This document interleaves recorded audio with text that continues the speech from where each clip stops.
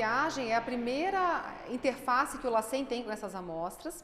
Então, a gente recebe as caixas contendo as amostras são recebidas, elas são abertas, as amostras são desembaladas, elas e as suas requisições de exame que acompanham as remessas, e a gente confere, então, se cada amostra está acompanhada de uma requisição, se cada requisição está acompanhada de uma amostra. Isso tudo é dado entrada no sistema que a gente usa para fazer o gerenciamento de informação no laboratório, que é o GAL, e depois a gente vai pegar as amostras e transferir do tubo de coleta original para os tubos que são usados no equipamento que faz a extração de RNA. A gente faz a conferência, como eu falei, né, da amostra original coletada com a sua requisição, a gente transfere para uns tubinhos menores, que são aqueles que são adequados para entrar nas máquinas, tudo isso é feito em máquinas. E aí o que vai acontecer? A gente vai fazer esse processo que a gente chama de extração de RNA. O que é o RNA? O RNA é o material genético do vírus. Então, a gente vai pegar a amostra original da pessoa, que é o que a gente chama de suave combinado de naso e orofaringe. Então, é um cotonete que a gente coleta de cada narina e uma do fundo da boca. E isso tudo vai dentro de um material, que é um líquido especial de preservação para esse vírus.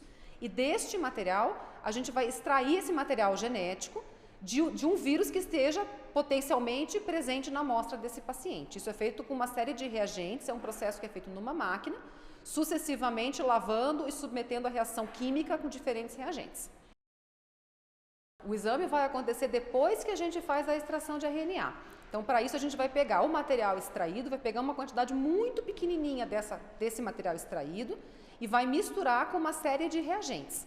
Tá? Esses reagentes vão fazer o quê? Dentro de um equipamento especial, que a gente chama de termociclador, eles vão, através de reações enzimáticas, fazer várias cópias de um pedacinho pequeno do genoma, que é todo o material genético do vírus.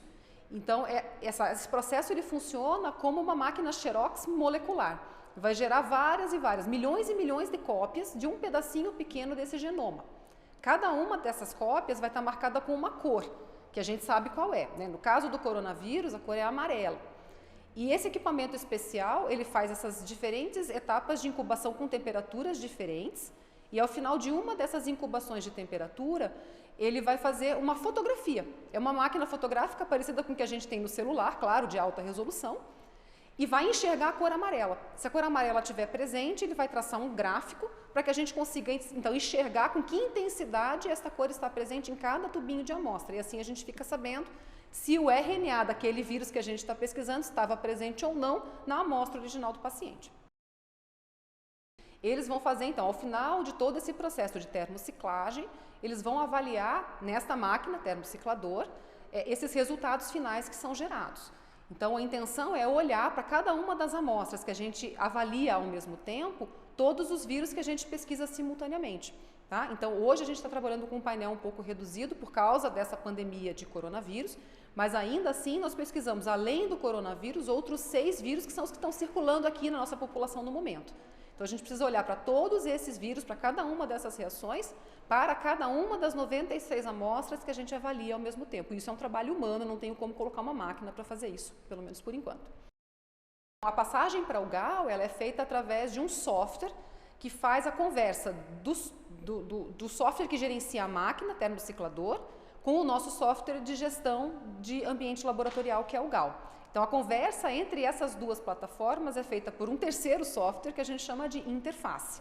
Então, a interface, ela pega os resultados que saem do termociclador, converte num formato que o GAL consegue entender e coloca esses resultados associados a cada uma das requisições de cada paciente que foi analisado.